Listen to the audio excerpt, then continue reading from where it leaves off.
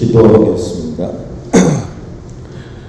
은혜로우신 아버지 하나님, 마가복음 2번째 시간입니다. 우리에게 지혜를 열어주시고 또 말씀의 뜻을 깨달아 알 수 있는 큰 은혜를 허락하여 주옵시고, 무엇보다도 마지막 때의 믿음의 삶을 잘 감당할 수 있도록 하나님 은혜 내리어 주옵소서. 예수님 이름으로 기도합니다. 아멘. 안녕하십니까? 저만 인사하네요. 실상 내용 전체에 대한 부분은 어저께 개괄적으로 이야기를 드렸고요. 이제 오늘부터 내일까지 글쎄요, 다 할 수 있을까 잘 모르겠습니다. 근데 하는 데까지만 또 열심히 하겠고, 혹시나 이 부분에 대해서 더 들으셔야 된다고 생각하시는 분은 저희 교회 홈페이지에 특별 예배 집회 부분에다가 제가 이걸 올려놓았습니다. 그리고 유튜브에 가면 저희 동막교회 유튜브 찾으시면 여러분들한테 도움이 될 거니까 그리 아시면 좋겠습니다. 자, 오늘은 초기 사역부터 시작이 되어지는데, 마가복음 1장부터 3장까지의 내용에서 그 시작의 세례와 또 시험 당하심에 대한 이야기를 좀 나누도록 하겠습니다. 관점이 어제 다르다라고 말씀을 드렸죠. 마태가 예수님을 소개할 때 유대인의 조상으로서 아브라함과 다윗의 자손으로 소개를 한 반면에, 마가는 하나님의 아들로서 예수님을 소개하셨기 때문에 족보나 탄생의 이야기가 없어요. 그러나 공통적으로 공생애의 시작이 세례 요한의 세례를 받으신 것과 또 사탄에게 시험 받으신 것을 설명하게 되어지죠.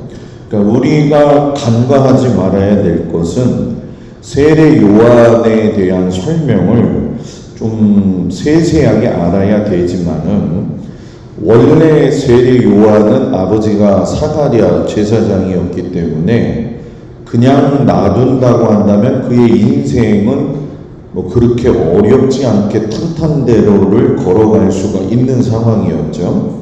당시에 제사장이 가지고 있는 권위는 왕에게까지 안수해서 왕의 권위를 세워줄 수 있는 차별이 아닌 구별 위에서 하나 더 위에 있었다라고 생각을 할 수 있는데, 이 세례 요한은 제사장의 먹을 것과 입을 것을 내버려 두고 또 살아야 할 장소가 성전인데도 불구하고 광야로 갔다라는 거죠. 그러면 왜 세례 요한이 그 모든 것들을 손 놓았느냐?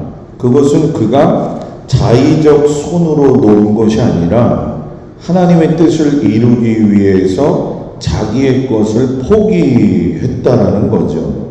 이사야 시대부터 해서 대망의 메시아에 대한 예언의 말씀은 성경 곳곳에 나와 있는 상황이었고, 말라기 400년 이후의 그 신구약 중간 시대가 지나면서 실상 소망도 없고 암흑적인 상황 속에서 누가 이 바턴을 이어줄 거냐, 이건 사람들에게도 관심사였지만은 하나님께서는 섭리 가운데 준비해 놓으신 일이죠. 근데 그 일에 사용받아 쓰임받는 거는 세례 요한이 내가 원해서 된 건 아닙니다.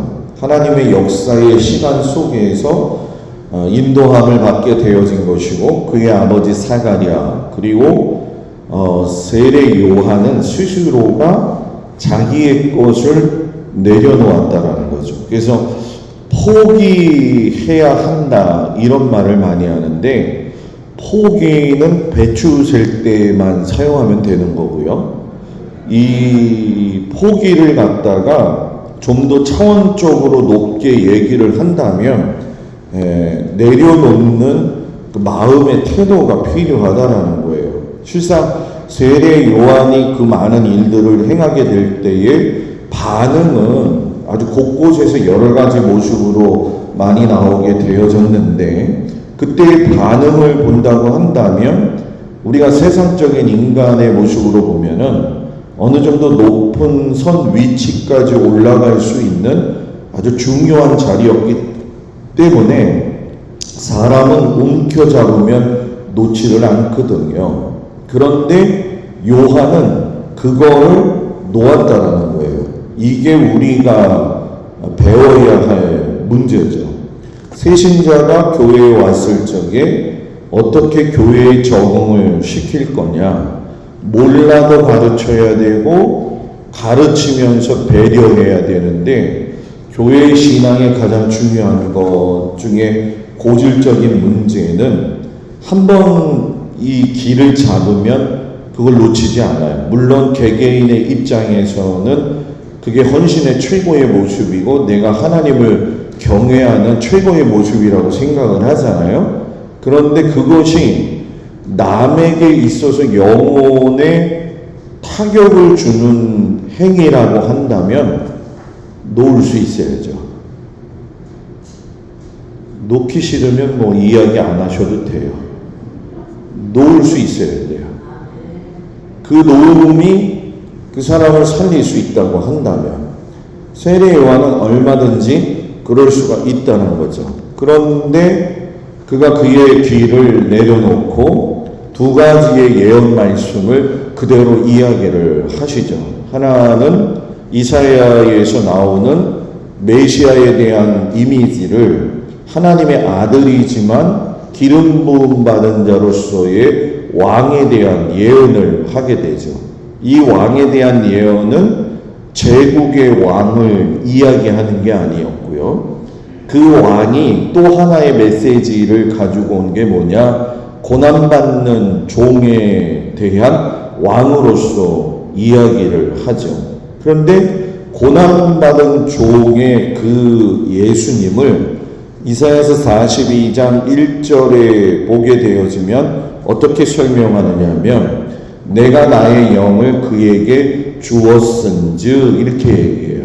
그러니까 하나님의 영을 받은 예수님, 그러니까 그분은 사람의 몸으로 오셨지만 하나님의 영을 가지시고 계신 분이고 동급이죠.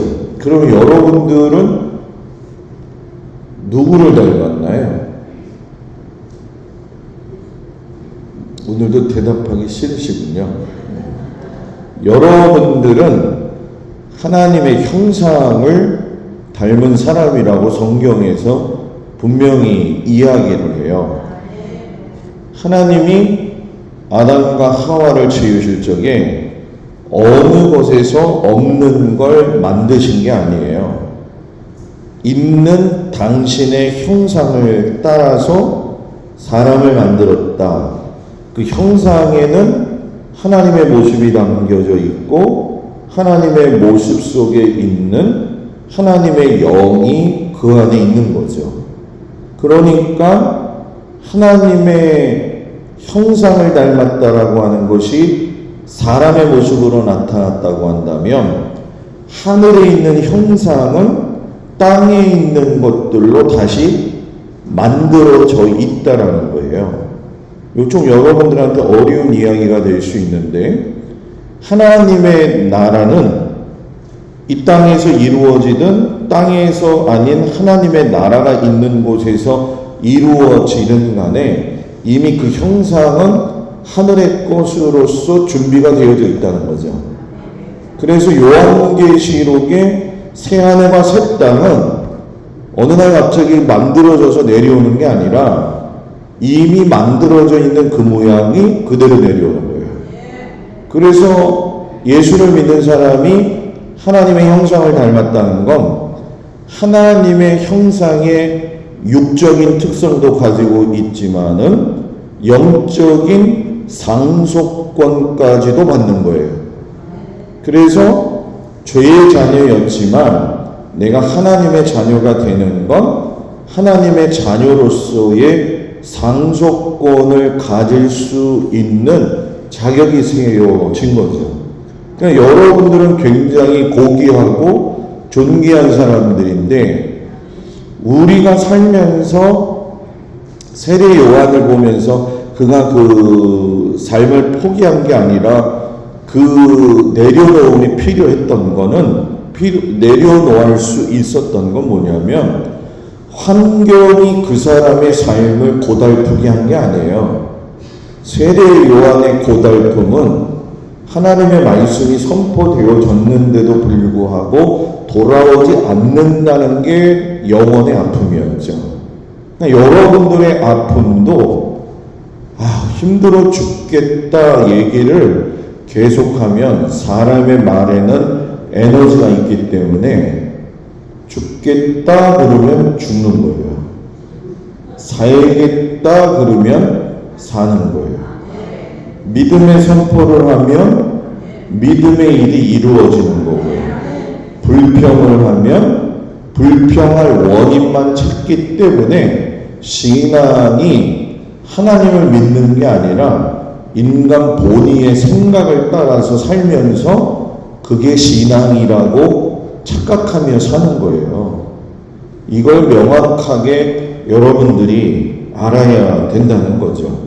그리고 사역의 시작이 1장 14절에서 45절까지 시작이 되어지는데, 갈릴리에서 12명의 제자를 선택하실 때에 때가 찼다라는 얘기를 해요.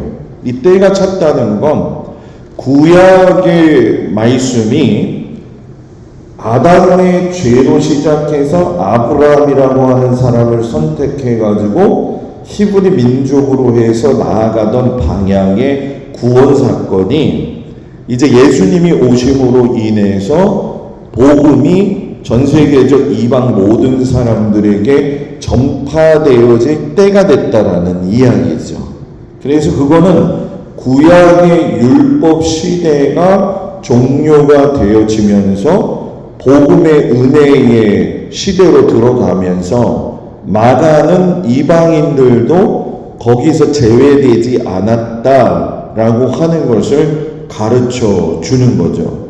그래서 마태복음에서 보게 되어지면은 세례 요한이 회개하라 천국이 가까이 왔느니라 이 말씀을 세례 요한이 했어요.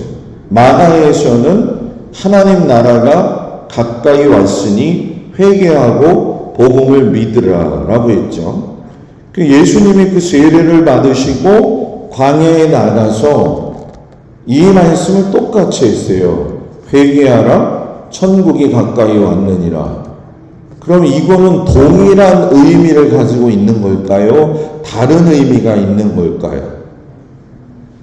제가 이렇게 물어볼 때는 다른 의미가 있기 때문에 묻는 거죠.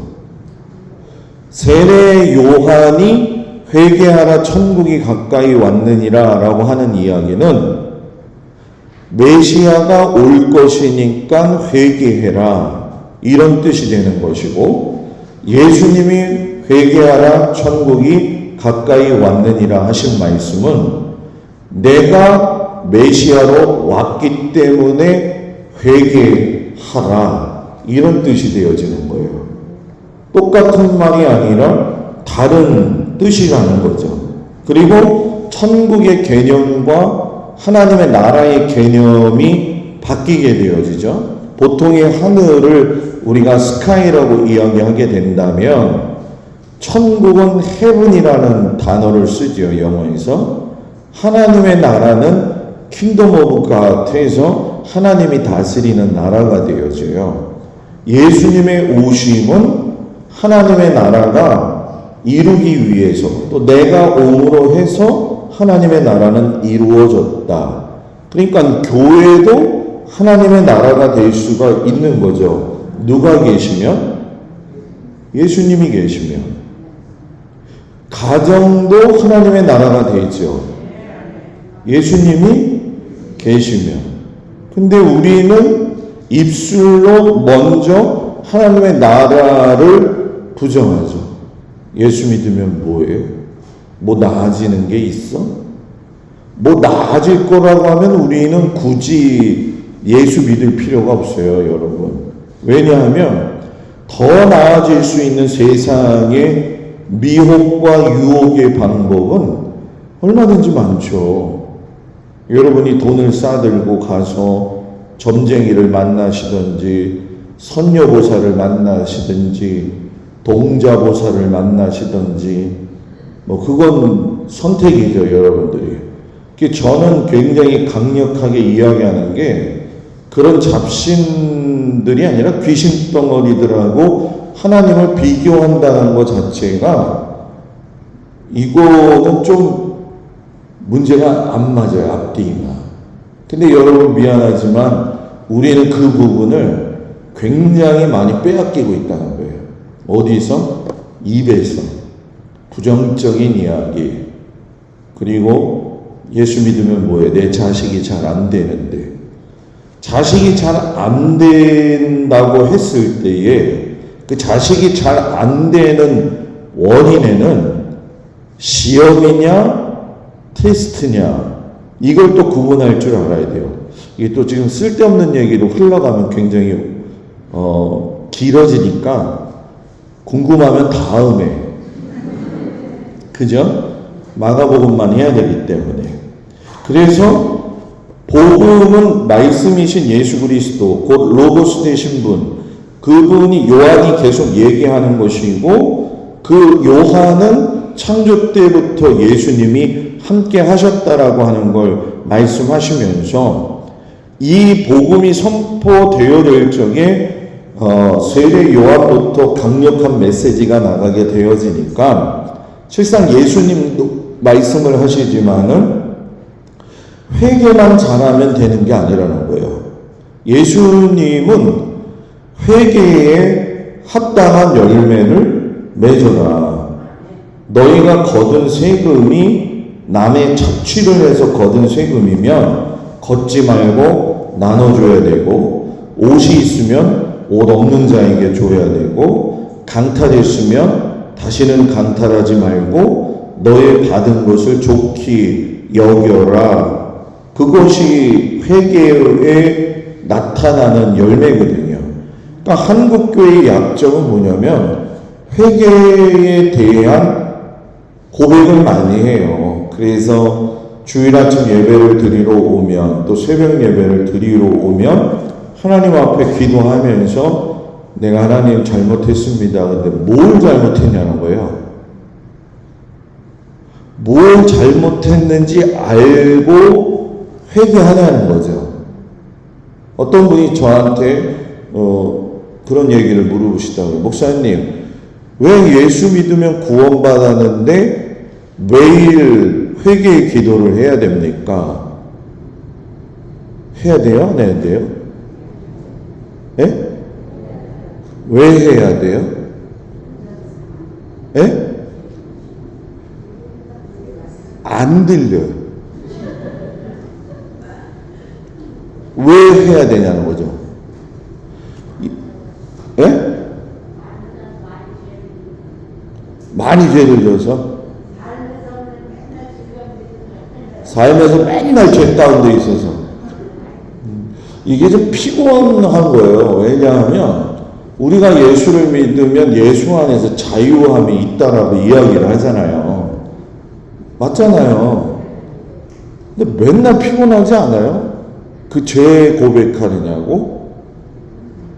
이거는 잘 가르치기도 해야 되고 잘 배워야 되기도 하지만은 내가 예수를 믿으면 원죄에 대한 건 분명히 해결이 되어야 돼요. 그리고 내가 하나님의 자녀가 되어지면 하나님의 형상을 따라서 상속권이 내게 온다고 이야기했잖아요. 그 상속권이 온다고 해도 내가 하나님 나라 갈 때까지는 내 안에 기질이 있다는 거예요. 그 기질을 훈련받아야 되는데 베드로도 그랬고 야고보도 그랬고 요한도 그랬고 기질의 훈련이 안 된 거예요. 그러니까 실수할 수 있죠. 그러면 은총의 낙관주의를 가지고 너는 그렇게 해도 하나님은 너의 모든 것을 품고 안으시고 함께 하시는 분이야. 이걸로 해야 되는데 넌 그렇게 안 했으니까 넌 죄인이야. 피곤한 거예요, 예수 믿는 게. 예수 믿으면 피곤한 게 아니라 예수 믿으면 내가 그런 죄인이지만 하나님은 그런 나를 사랑하시는구나. 그럼 사단은 내게 그러죠. 너 그 정도 인간밖에 안 돼. 너 맨날 죄 짓잖아. 너 맨날 다른 사람 뒷담 하나 하고 앉아있고 가슴이 찔리나요? 그럴 적에 우리가 해야 될 게 뭐냐? 입에서 선포를 해야 된다는 거예요. 그래, 나는 그렇게 연약한 자다. 그래서 하나님이 도우시지 않으면 난 살 수가 없다. 사단에게 선포를 해야죠. 안타까운 건 그러한 것조차도 시도를 안 하는 것이 가장 큰 문제라는 거예요. 그래서 여러분들은 예수를 믿으면서 열매가 나온다는 건 내 상황이 어떤지 내 자신을 아는 게 매우 중요해요. 저는 교회를 50년 나온 걸 저는 좀 인정을 안 해요. 왜냐하면 그 사람의 신앙은 현재 그 사람의 태도에서 나와 있어요. 옛날에 목사님 내가 첫사랑이 있었어요. 그건 옛날이에요. 여기서 왕년의 신앙생활 은혜 안 받아본 사람 있어요? 고개만 까딱까딱 하지 마시고 왕년에 은혜 받은 걸 왜 훈장처럼 이야기하냐는 거예요. 지금 내가 어떻게 살고 있느냐. 베드로와 야고보와 요한을 갖다가 혹독하게 키우죠. 베드로 혈기 부리죠. 야고보, 요한 우르의 자식이죠. 다 훈련받았어요. 다시금 회개했죠. 야고보 성격 죽어가지고 제일 먼저 순교했죠. 요한 끝까지 살아남아가지고 사마리아성 불태워야 된다는 그 사람이 사랑이다. 하나님은 이 얘기하고 목회를 마지막으로 이제 맺으셨거든요. 그러니까 제자는 태어나는 것이 아니라 만들어지는 것이다. 이건 여러분들이 많이 놓아야 돼요. 이렇게 예수님의 권위가 막 드러나게 되어지니까 누가 기분 나쁘냐? 사촌이 땅을 사면 배가 아픈 것처럼 그래도 내가 믿음이 있다고 생각했는데 어느 날 목수의 아들이 찾아와가지고선 사람들한테 센세이션을 일으키는 거예요. 율법을 필사하고 가르치고 했던 서기관들 또 랍비들 제사장들 이 차원이 다른 하나님 나라의 이야기를 하게 되어지는데 마가가 그거를 아주 세밀하게 쓰죠. 어떤 치유의 역사가 있었다. 그래서 처음에 세 가지의 치유 사역 중에 한 가지가 귀신을 쫓아내는 사건을 이야기해요. 이방인들은 잡신을 믿는 영적 상황이었기 때문에 귀신의 얽매인 인생들 가운데 하나님께서 귀신을 통해서 존재가 무엇인지 확실하게 드러나게 하시고 그것이 너희가 두려워해야 할 대상이 아니라 원수의 세력이고 권능으로 제압을 해야 된다는 거죠. 그래서 여러분들 귀신 들린 사람들 많이 만나보셨어요? 귀신 들린 사람. 끝까지 대답 안 하시면은 그냥 넘어갑니다. 귀신은 무서워하시나요? 안 무서워요. 만나봤어요, 권사님? 권사님이신가? 제가 예, 만나봤어요? 네. 종류별로 만나보셨어요? 종류별로. 예. 왜 제가 이런 얘기를 하냐면, 귀신을 만나봤다고 해가지고선 귀신의 속성을 다 아는 건 아니에요. 난 미국 갔다 왔어. 미국을 보고 왔어. 미국 갔는데 어디 갔냐면 워싱턴에만 갔다 왔어. 근데 워싱턴 갔다 온 사람이 미국을 다 본 거냐? 그건 아니라는 거예요. 귀신의 역사를 보지 못하신 분들도 있지만 봤다고 해서 그 사람의 귀신의 역사가 그거 하나만 있는 거냐? 그건 아니에요. 안타깝게도 귀신은 우리들의 연약한 부분을 제일 잘합니다. 나보다도 나를 더 잘하는 게 귀신이에요. 그래서 귀신의 마음을 내어 쫓을 적에 내 약점이 한번 붙들리게 되어지면 그건 평생 따라갑니다. 그래서 그걸 끊어내는 제 작업까지 하려고 한다면은 실상은 이거는 뭐 영적 생활 속에서의 또 거기에만 몰두하는 건 아니에요. 제가 늘 여러분한테 말씀드리지만 예수 믿는 건 기쁨이고 즐거움이고 은혜다. 귀신이 와도 뭐 올 테면 와라. 이렇게 돼야 돼요. 어려움이 왔다. 아, 어려움이 왔구나.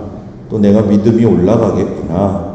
이런 차원이 가야 되죠. 그래서 저는 목회를 하면서 귀신은 안 무서워요. 누가 무서운지 아세요? 교인이 무서워요. 저는 교인이 무서워요. 사람이 무섭고. 저는 목회를 서울에서 이제 성막을 하시는 강문호 목사님 밑에서 제가 5년을 부목사 하다가 목사님하고 담임 목사하고 싸운 교인들이 이제 나온 교회에 이제 가서 청빙을 받아서 했는데 11년 4개월을 했거든요. 너무 힘든 거예요. 목사님하고 싸워본 사람들은 잘 싸웁니다. 싸움의 기질이 있는 사람들은 예수를 믿는데 제가 갔는데 저보러 목사님이라고 안 해요. 너는 왜 왔냐라고 그러더라고요. 그래서 제가 이 인간이 진짜 할래다가 안 했어요. 똑같이 맞설 필요가 없기 때문에. 그래서 제가 강화에 온 이유는 뭐냐면 이제는 그런 거에 진 쏟지 말고 하나님 말씀에 좀 진을 쏟자. 그래서 때가 됐기 때문에 온 거죠. 여러분들이 귀신보다 더 무서운 존재가 되지 않기 바랍니다. 정말 부탁인데 하나님 나라에 갔을 때 아무것도 받을 수 없는 노숙자의 삶을 살면 안 돼요. 천국에도 노숙자가 있어요. 왜? 상급이 없으니까. 예수 열심히 믿었다고 혼자 착각만 하다가 가는 거죠. 그건 여담이에요. 그냥 넘어갑니다. 열병으로 들어누운 장모를 고치죠. 시몬 베드로의 영적인 귀신의 고침이 있고 나서 바로 육체의 질병을 치유하셔요. 그러면서 거기서 육적인 질병만 이야기한 게 아니라 영적인 귀신 들림 뿐만이 아니라 몸져놓은 베드로의 장모의 사건 속에서 메시지가 뭐냐면 하나님의 나라가 있는 그 자에게는 능히 이것을 이길 수 있다라는 얘기예요. 그리고 나병 환자를 고치시는데 귀신 내쫓으셨어요. 열병 고치셨어요. 나병은 구약의 레위기에서도 나오지만은 이거는 율법적으로 보면 부정한 거죠. 이거는 단순히 한센병만을 이야기하는 게 아니라 곰팡이균을 포함해가지고 몹쓸 피부병에 걸린 거를 전부 다 이야기하는 것인데 문제는 예수님이 그 부정한 사람을 만졌는데 부정한 사람은 정함을 입고 정하신 예수님이 율법상으로 보면 부정해져야 되는 거예요. 그런데 정하신 예수님이 부정한 자를 만지셨더니 부정한 자의 부정한 것이 정한 예수님에게 오신 것이 아니라 정하신 예수님으로 있었다는 거예요. 그거는 죄 없으신 하나님의 아들이라고 하는 걸 명확히 밝히시는 거죠. 그래서 이 모든 것들을 짊어지고 가신 분이 예수님이라는 거죠. 그러나 이런 모든 사건들이 일어났을 적에 예수님이 뭐라고 이야기하시냐면은 이걸 아무에게도 말하지 말아라.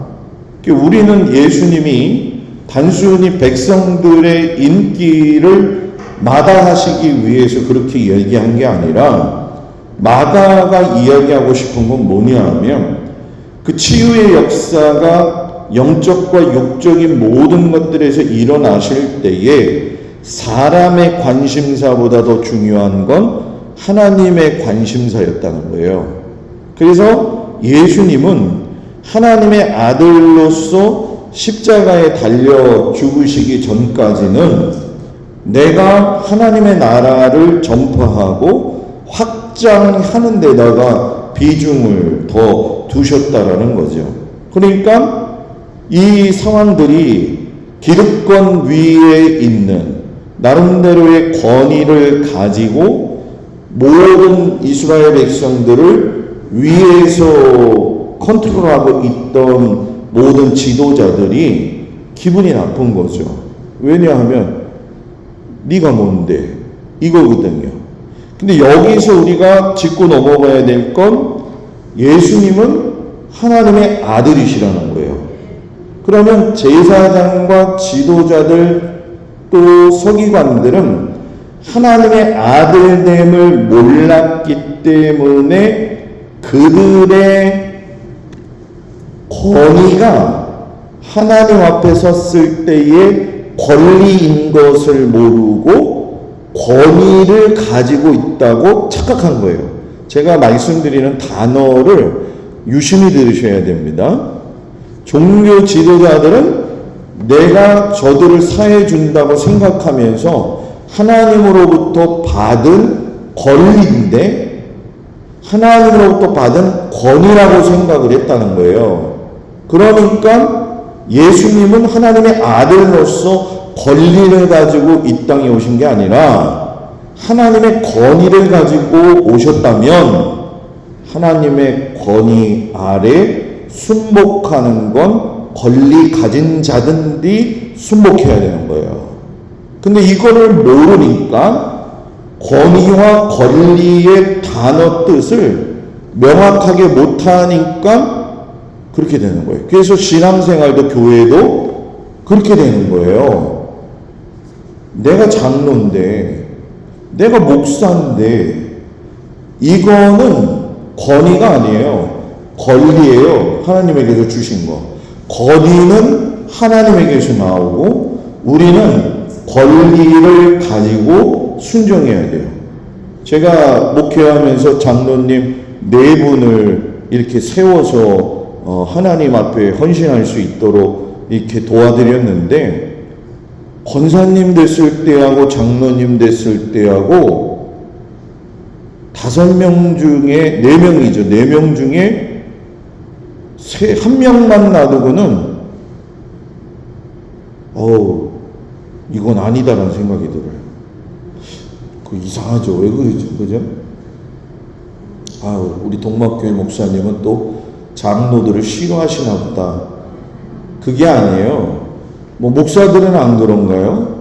목사들도 물론 박사학위 공부하고 저도 박사 공부하다가 안 했지만은 저는 왜 우리에게 주어진 이 목양지와 맡겨주신 평신도로서의 직분에서의 여성교회 회장님이 여기 계실런지 모르겠지만은 여성교회 회장도 오래 하면요 참 끝내주는 회장이 돼야 돼요.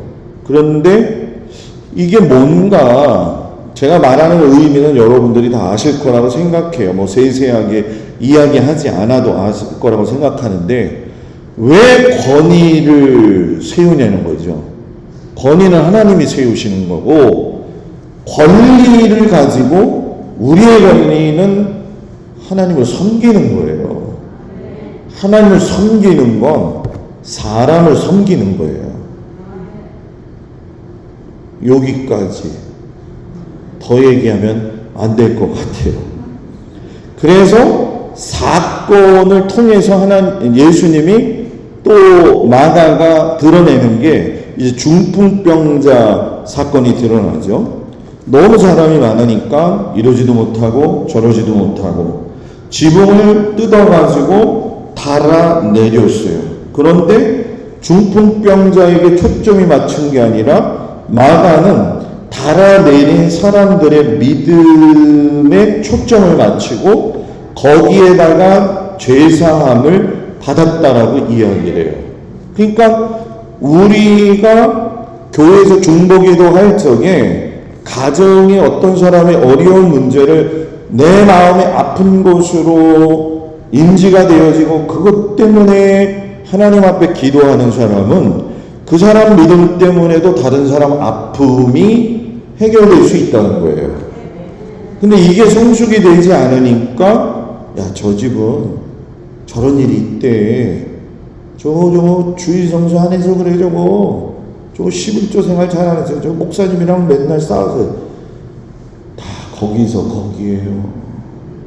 솔직하게 얘기해봐요. 기분 좋을 땐 목사님한테 잘하고 기분 나쁘면 목사님한테 안 하잖아요. 저는 우리 교인들한테 그래서 목사님한테 잘하지 말고 하나님한테 잘하고, 목사님하고는 인격적인 관계 속에서의 내가 예절을 지키는 게 중요한 거지, 그걸 명확하게 가르쳐 주거든요. 그러니까 이런 일이 벌쳐지고 있으니까 이 기득권 가진 사람들, 야, 죄는 하나님이 용서하는 건데 지가 뭔데 왜 저렇게 용서한다고 이야기를 해? 근데 예수님이 그 이야기를 들으셨어요. 그리고 화를 내셨어요. 예수님이 성경에서 화낸 거는 찾아보기 힘들어요. 그러니까 화를 내야 할 때를 잘 구분하는 것도 지혜로운 거예요. 그냥 맨날 화내고 다니는 사람들 있잖아요. 맨날 인상 쓰고 다니는 사람이 있고요. 안 그러면 다행이고요. 근데 예수님은 너희가 땅에 있을 때에 내가 있다고 한다면 땅에서에도 죄를 사할 수 있는 권세가 있는 것이다. 누가 있으면? 내가 있으면. 너희들의 율법적 신앙사고의 한계에서는 이해가 안 된다는 거죠. 그러니까 그것이 죄인이었던 세리들하고 밥을 먹게 되어지는데, 레위를 불러다가 세리를 제자로 삼는데 죄인들하고 다 모인 거예요. 끼리끼리 또이또이잖아요. 그러죠? 그래도 믿음 있다라고 하는 사람들은 믿음 있다고 하는 사람들끼리 모일 거고, 또 술꾼은 술꾼, 노름꾼은 노름꾼. 제가 서울에 그 큰 교회에 있으니까 저는 아주 가관인 것도 봤는데 그 교회 안에 서울대학교 출신들만 모이더라고요. 이 참 재밌죠, 그죠? 하나님 나라에 갔을 때 서울대학교생들만 모여라 하는 저는 그게 아주 싫어요. 그래서 교회에서도 마찬가지인 것 같아요. 내가 불특정 다수에 대한 받아들임의 태도가 준비되어져 있는 게 그 사람의 현실적인 신앙이에요. 나는 저 사람하고 좀 친하고 저 사람하고 말이 통하고, 이제 우리들은 그러겠죠. 스스로들 이야기할 적에 목사님 좋은 사람이 있고 어울리는 사람이 있지 않냐고. 어울려서 뭐 하냐는 거예요. 제 얘기는. 기도하면 감사고요. 여기까지만. 그래서 바리새인들이 그러죠. 야, 어찌해가지고 세리와 죄인들과 함께 먹느냐. 그러니까 예수님이, 야, 병든 자를 위해서 의원이 필요하지 않냐? 내가 온 건 죄인을 부르러 온 것이다. 내가 지금 회피하는 사람이 있느냐? 여러분들 주변에 저 사람을 피해서 가는 사람이 있다고 한다면 그 용납에 대한 과정까지도 여러분들은 고민을 해야 되는 거죠. 그리고 요한의 제자들이 이제 바리새인 제자들하고 만났을 적에 금식을 안 하는 걸 보고선 당신의 제자들은 금식을 안 합니까?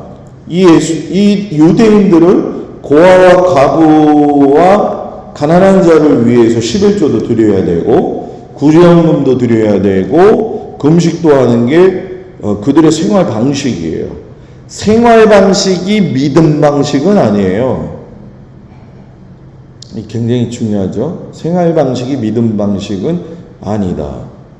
우리가 금식을 할 때에 왜 하느냐? 분명한 목표가 서야 되죠. 우리가 사순절 고난주간에 들어가게 되면 금식을 하잖아요. 한 끼를. 그죠? 그죠? 그 금식 힘들죠? 안 힘들어요? 제가 서울에 있는데 권사님이 저한테 오시더니 그러더라고요. 목사님, 나 목사님한테 솔직히 이야기하고 싶어요. 그러더라고요. 그래서 뭐예요? 그랬더니 목사님, 고난주간에 12시까지 밥을 금식하라고 하시는데 9시부터 전 시계만 바라보고 있어요. 12시까지 되는 게, 왜냐면 어르신들은 때를 거르는 게 거의 목숨처럼 생각하거든요. 제가 뭐라고 그랬냐면 금식하지 마세요 그랬어요. 그게 시험거리가 될 거면 금식하지 말고 밥 많이 먹고 열심히 기도하라고. 대신에 밥 먹고 딴짓만 하지 말아라고. 그게 좀 뭔가 그들이 금식해야 되고 이런 구제연금을 내야 되고 11조를 해야 되는 게 그 사람의 삶의 무게를 힘들게 한다면, 그래서 그런 것들은 굳이 목사가 한 번은 가르치지만 강조할 필요는 없어요. 예를 들어서 11조 같은 경우도 그렇고 감사헌금도 그렇고 절기연금도 그렇고 우리는요 정확한 11조 안 하잖아요. 이제 무언의 대답이죠. 이제 헌금 얘기만 나오면 꼭 이래요. 그죠? 우리는 절기연금도 내가 얼마를 낼 건지 이미 다 정해놓고 나와요. 너무 좀 적나라하죠? 네? 그걸 잘못됐다라는 게 아니라 돈이 많아서 헌금 많이 하는 건 아니에요. 내가 믿음이 없는 걸 안타깝게 여기 있어서 이거죠. 그죠? 저는 제가 아는 권사님이 지금은 소천하셨지만 그분이 저한테 1,000만 원을 들고 왔어요. 그래서 목사님 이거 정말 필요한데 써주시면 좋겠어요. 알았어요. 선교사님들, 비전교회 목사님들 다 나눠주고 세세하게 품목을 적어가지고 권사님한테 드렸어요. 그러니까 권사님이 목사님 책 사보는 건 빼셨네. 그래서 아니요 그랬더니 그거를 다시금 또 얼마를 떼주시면서 저한테 그걸 하시게 하시더라고요. 제가 그러면서 느낀 게 목사님 이거 뭐 영수증처럼 주지 마세요 그러더라고요. 그래서 이거는요 분명하게 보여줄 건 보여줘야 되고, 교회에서 제일 문제가 뭐냐면 은혜스럽게 가자고요. 은혜스럽게 가자는 것 때문에 문제가 많은 거예요. 명확하게 가는 걸 지적하는 것도 문제가 되어지지만 수고한 노력, 거기에 들어가는 믿음의 태도, 이걸 봐야죠. 그분이 돈이 많아서 1,000만 원을 가져온 게 아니에요. 그분은 저 피아노 있는 정도의 공간에 멸치와 김과 오징어를 팔아서 그 돈을 모아서 그 일에 쓰신 거예요. 그러니까 저는 돈 많아서 헌금 내는 건 물론 최선을 다하시는 분들은 그지만 여러분 그거 아세요? 목사님들은요, 그 여러분들이 바치시는 예물이 하나님 앞에 진심으로 드려지는 마음이 있는지 없는지 어쩔 수 없어서 내는지 아는 목사님들이 더 많아요. 미안해요. 이런 얘기하면 안 되는데. 그런데 제가 얘기하고 싶은 건 뭐냐면, 목사님한테 잘 필 필요 없고 하나님은 어찌 보시겠냐. 우리는 너무 하나님의 존재를 안 보이고 위대하시고 지엄하시고 지금 옆에서 보고 있는데 그걸 놓치고 산다는 거죠. 안식일이 됐어요. 사람들이 눈을 쳐다보고 있어요. 왜? 오늘도 또 어떤 짓을 하나. 마른 손을 가지고 있는 사람을 예수님이 치유를 하셨죠. 안식일에 선을 행하는 거, 악을 행하는 거, 생명을 구하는 거, 죽이는 거, 이렇게 따지고 놓고 얘기하는 것도 중요하지만 예수님은 거기서 분노하셨어요. 왜 분노하셨냐면 그들의 태도와 관점은 사람을 살리는 게 아니라 약점을 잡는 데다가 집중을 하고 있다는 거예요. 너 오늘 뭐 하나 보자. 약점만 보는 사람. 그래서 보면 불평도 불평하는 사람만 할 줄 알아요. 감사는 감사할 줄 아는 사람만 하고요. 이 사랑을 많이 표현하는 사람은 사랑의 표현도 레파토리가 많고요. 불평을 하는 사람은 불평의 레파토리가 많습니다. 이왕 하나님이 주신 인생을 살 때에 생명을 살리는 쪽에다가 관심을 둬야 되지, 내가 다른 사람이 하는 거에 약점만 잡아서 살려고 한다면 그거 얼마나 피곤해요? 안 피곤해요? 피곤한 거예요. 예? 얼마든지 좋은 말 할 수 있는데 어떤 사람은 뭐 얘기만 하면 그냥 뭐 전체 자체가 부정이고 전체 자체가 짜증이에요. 예수 믿는 거 너무 피곤하지 않을까요? 뭐 여기 있는 분들은 한 분도 안 그럴 거라 생각이 들어요.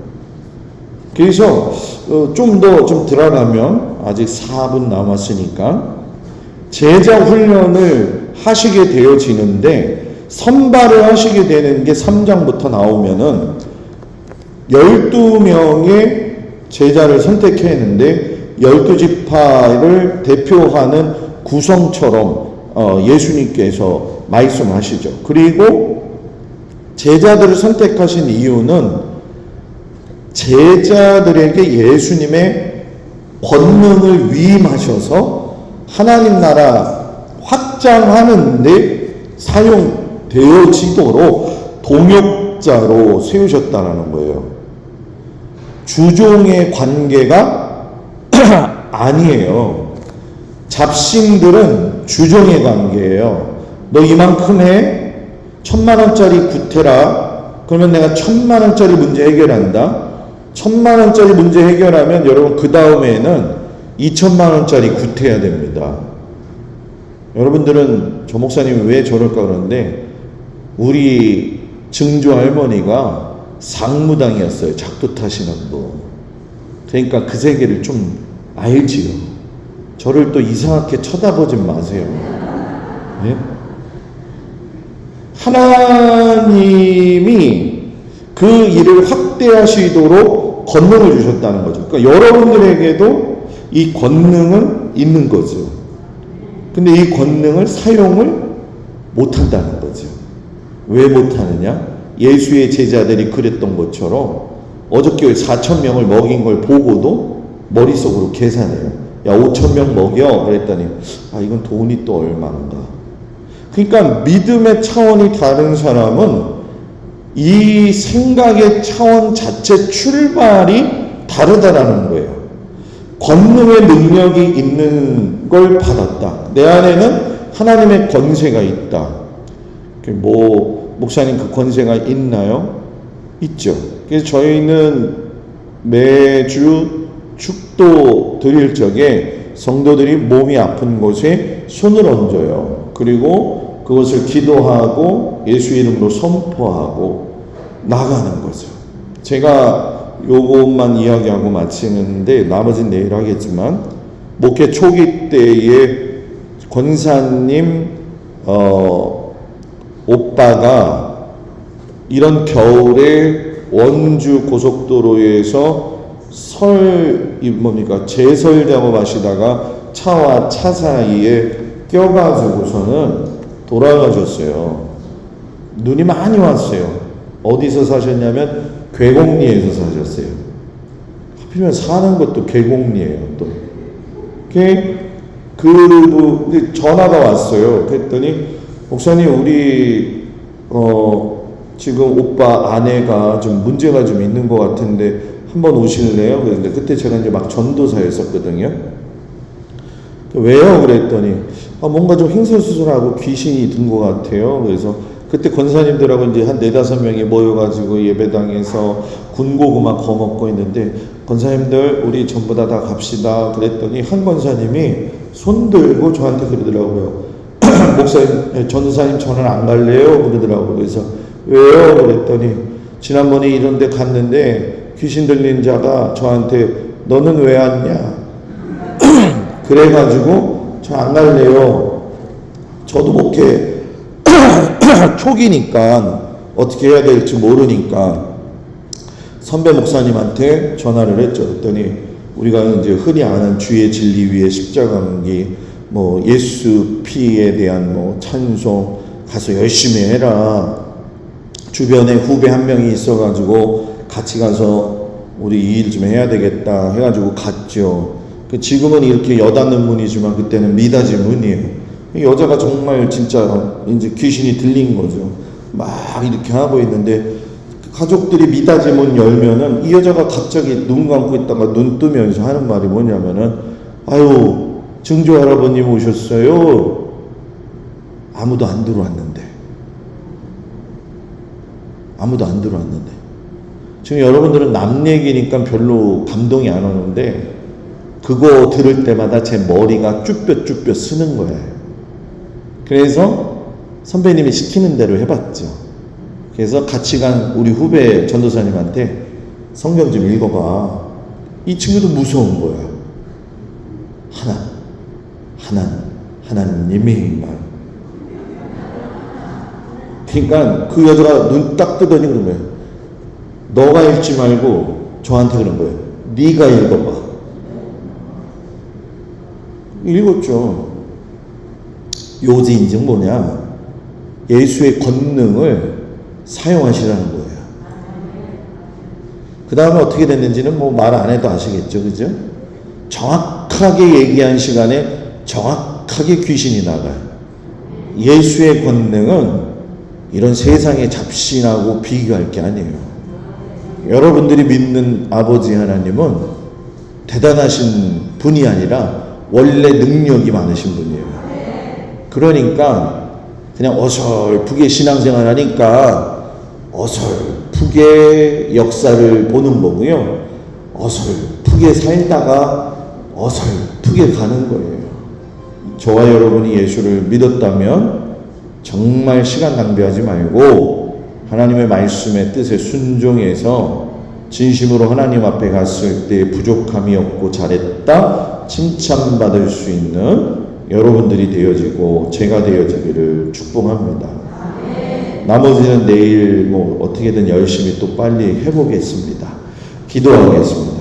은혜로우신 아버지 하나님, 우리에게 주어진 권세가 분명히 있는데 이 권세를 사용하지 못하고 두려움 가운데 사로잡혀서 또 자유함을 얻지 못하고 살아가고 있지는 않는지 우리들 스스로를 점검하고 하나님 앞에서의 믿음의 삶을 견고하게 하여서 마지막 시대의 하나님을 경험하며 승리하고 살 수 있는 믿음의 귀한 자녀들 되게 하시옵소서. 예수님 이름으로 기도합니다. 네. 감사합니다.